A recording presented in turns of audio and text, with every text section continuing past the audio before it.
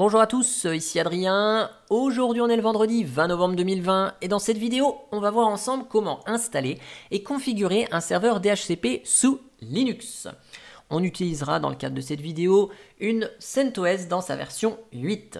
Si vous avez besoin de plus d'informations sur le DHCP et comprendre ce qu'est le DHCP, je vous renvoie vers la vidéo de mon ami Cookie Connecté qui vous explique cela très bien en 3 minutes, ce que fait le DHCP, comment ça fonctionne et les différents termes qu'on abordera dans cette vidéo. Donc, vous l'avez compris, ce serveur DHCP qui va distribuer des adresses IP, ça va être très pratique dans le cadre d'une utilisation entreprise puisque quand on aura des milliers de PC, ça peut être fastidieux de définir des adresses IP fixes sur chacun des PC, voire même chacun des équipements qui se connectent au réseau. Alors bien sûr, chez vous, vous ne mettez pas en œuvre un serveur DHCP, c'est votre box qui est paramétré pour vous délivrer des adresses IP. Il y a un mini serveur DHCP dessus. Ici, on va revenir, nous, sur la plateforme VMware que vous retrouvez dans le cadre des vidéos qui causent de l'informatique dans le monde professionnel. Et sur cette plateforme, donc j'ai 3 réseaux qui sont définis ici. J'ai mon VM Network qui est le réseau dans lequel se trouve la machine avec laquelle j'enregistre cette vidéo et l'ensemble des équipements de la maison. Et puis, il y a 2 réseaux virtuels, le VLAN 121 et 221, qui ont respectivement leurs adresses réseau en 192.168.121.0 et 192.168.221.0. Nous, ce qui va nous intéresser, c'est d'installer un serveur DHCP qui distribue des adresses IP dans notre réseau 121 ici, pour les 7 machines virtuelles qui sont connectées là. Donc, je vous prends une machine de test que je vous ai lancée avant d'enregistrer cette vidéo, qui est connectée sur le VLAN 121, là, et donc, cette machine, vous voyez, j'ai une notification comme quoi je n'avais pas de connectivité réseau, et je ne récupère pas d'adresse IP parce que je n'ai pas de serveur DHCP ou que mon routeur n'a pas d'agent relais DHCP pour transférer la requête à un serveur DHCP. Donc là, ce qu'on va faire, on va se connecter sur une machine du réseau 121 ici. Donc je vais me connecter sur mon routeur et je vais installer le serveur DHCP sur cette machine et on va voir ensemble comment ça se passe. Donc là, je me connecte sur cette machine qui est donc une CentOS 8.2.20.04 au moment où j'enregistre cette vidéo. Et donc, on va installer le serveur DHCP via DNF install DHCP serveur. C'est pas plus compliqué que ça sur CentOS. On valide l'installation de ce ridicule paquet. Et ça y est, notre serveur DHCP est installé. Cependant, il reste à le configurer. Et bien sûr, à lancer le service qui permet de faire fonctionner ce serveur. Alors le fichier de configuration principal se trouve dans etc DHCP et donc ici le fichier qui va nous intéresser c'est le dhcpd.conf qui est le fichier qui concerne le paramétrage du serveur. Après vous voyez on a d'autres fichiers de configuration qui concernent le client DHCP qu'on retrouve sur chacune des machines qui permettent d'envoyer ces fameuses requêtes de demande d'adresse IP. Donc le fichier qui va nous intéresser c'est celui-là, le dhcpd.conf. Quand on l'ouvre sur CentOS, il est totalement vide. On peut aller voir dans user share doc dhcp server dhcpd.conf.example des exemples de configuration. Ici, on ne va pas aller voir ce fichier, mais on va passer directement à la pratique. Alors, dans un serveur DHCP, on a des options globales qu'on va définir ici directement. Et puis, on va avoir des options qui peuvent être modifiées dans certaines étendues. Donc, l'étendue, ça va être pour un sous-réseau. On va déclarer tout un tas d'options. Et donc, on peut définir des options certaines, qu'elles soient pour toutes les étendues, qu'on va définir ici, options, etc. Ou alors, qu'on définira à l'intérieur des étendues. Donc là, ce qu'on va faire, on va commencer par définir l'option default lease time, donc qui est le bail par défaut. Donc on va mettre ça à 24 heures. Donc 24 heures, ici, le chiffre est en secondes. Donc 24 heures fois 60 fois 60, ça fait 86 400 secondes. Ensuite, on peut définir aussi un max lease time qui est un bail maximum et donc je vais le définir à 48 heures. Donc ça c'est vraiment, je vais dire, les options par défaut. Après, si on a des étendues pour lesquelles on veut des bails, des baux plus courts, eh bien on va pouvoir redéfinir ces variables dedans. Typiquement, vous distribuez une cinquantaine d'adresses IP sur un point d'accès Wi-Fi où il y a du passage dans un café, eh bien vous n'allez pas garder en mémoire une adresse IP d'un PC 24 heures, vu qu'il y a beaucoup de passages, vous allez faire une réservation pour pas très longtemps, vu qu'il y aura beaucoup de passages. Donc ça, c'est à vous d'affiner. Ici, je mets 24 heures dans le cadre de cette vidéo, mais voyez ce que vous voulez mettre suivant votre cas d'utilisation. Et puis là, je vais définir une option qui est domain name servers. Je vais quand même donner une option de DNS. Donc là, le DNS, je vais le définir sur 192.168.121.1, qui est mon serveur Active Directory dans mon mini labo et qui dispose du rôle DNS. Donc comme ça, cette option de DNS qui nous permet de résoudre les noms en adresse IP, eh bien, je définis cette option de manière globale. Donc après, peu importe les autres étendues que je vais définir, cette option, elle sera distribuée pour tout le monde. Ensuite, on va faire une petite étendue, donc pour un sous-réseau bien défini. Donc là, je vous mets subnet. Je définis le réseau 192.168.121.0. Il faut bien évidemment préciser le masque, parce que ça pourrait ne pas être le masque par défaut. Donc ici, c'est 255.255.255.0. Et donc, ce sous-réseau, donc il est encadré par des accolades et on va définir toutes les options qu'on souhaite définir pour ce sous-réseau. Donc, les serveurs Windows seront de 1 à 99 sur cette plateforme virtuelle. Les serveurs Linux seront de 101 à 199. Donc, je vais définir des adresses dynamiques pour une plage qui va aller de 192, 168, 121, 201 par exemple, à 192, 168, 121, 220. Hop. On va faire ça. Et donc, pour définir une plage d'adresse IP comme ceci, eh bien, on va préfixer le début et la fin par range en disant je veux une étendue de la première à la deuxième adresse IP.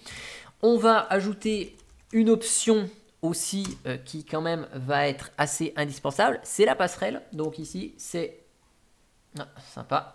C'est l'option routeur. Ici, routers, parce qu'il peut y en avoir plusieurs, ici. Donc on va mettre le routeur 192.168.121.254. Comme ça, la machine qui sera dans ce sous-réseau obtiendra une adresse IP de cette plage. On lui préconfigurera sa passerelle comme ceci et le DNS comme ceci. Si je voulais définir par exemple une autre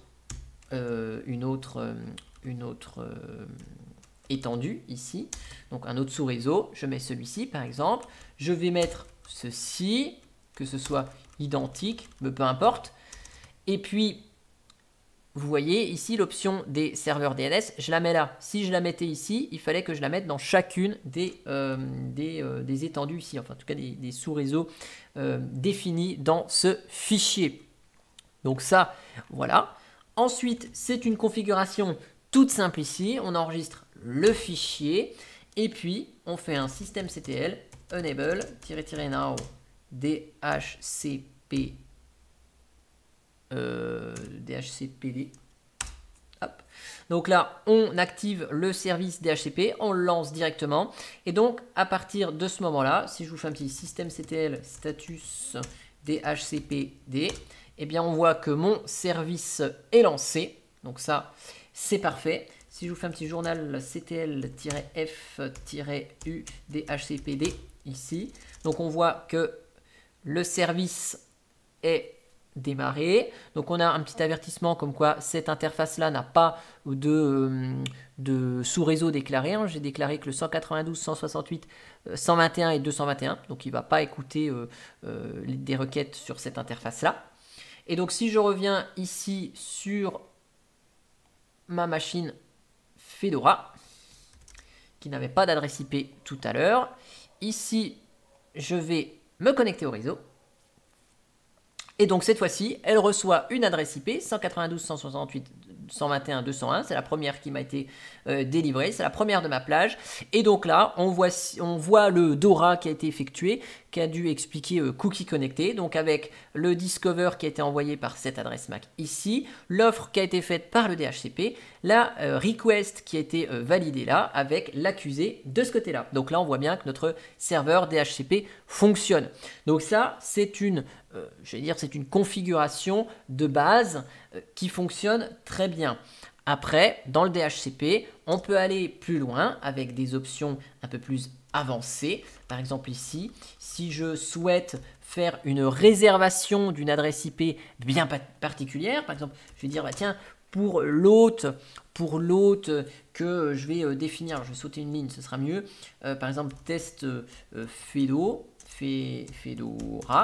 ok, je veux lui réserver une adresse IP à cette machine. Eh bien, je vais lui dire fixed address et puis je vais lui mettre 192.168.121. Et je peux même donner une adresse IP qui est en dehors de la plage définie juste là-haut. Hein. Donc là, je vais la préfixer à 121.222.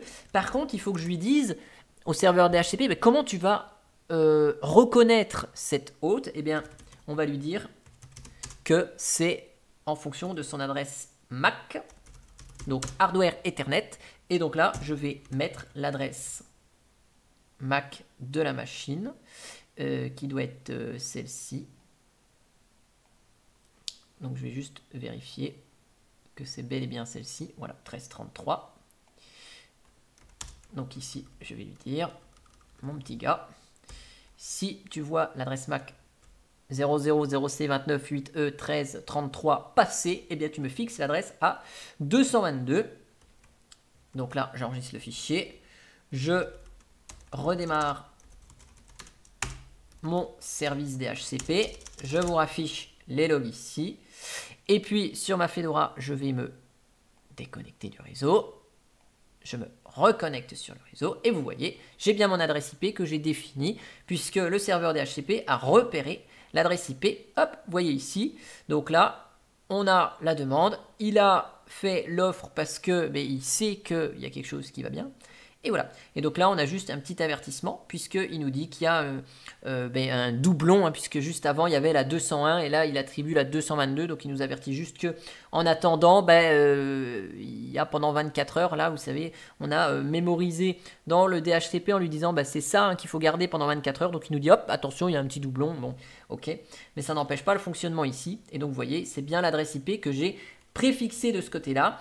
Et inversement, si vous avez l'iPhone du patron qui se connecte et puis il vous prend toute la bande passante avec son iCloud, eh bien vous pouvez en échange, hein, donc là ici si vous voulez commenter des choses, on peut hop ici donc mettre ceci pour commenter.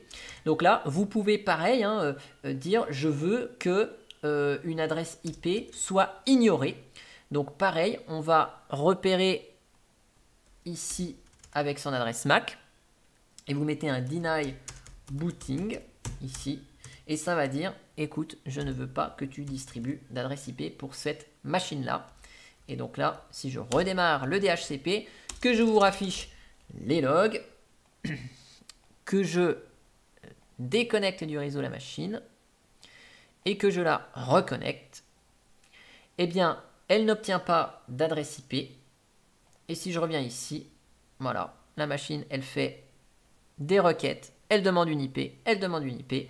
Notre serveur DHCP reçoit la demande, hein, ici, elle a la demande. Et donc là, dans le paramétrage, c'est désactivé. Donc non, on ne donne pas d'adresse IP. Voilà. Donc vous avez vu dans cette vidéo comment mettre en œuvre un serveur DHCP sur CentOS. Je vous mets dans le descriptif de la vidéo le lien vers l'article de Linuxtrix qui vous récapitule les manipulations qu'on a vues dans le cadre de cette vidéo, plus le lien de la vidéo de mon ami Cookie Connecté pour comprendre le fonctionnement de DHCP. J'espère que cette vidéo, elle vous aura plu et moi je vous dis à bientôt pour une prochaine vidéo. Allez, ciao ciao!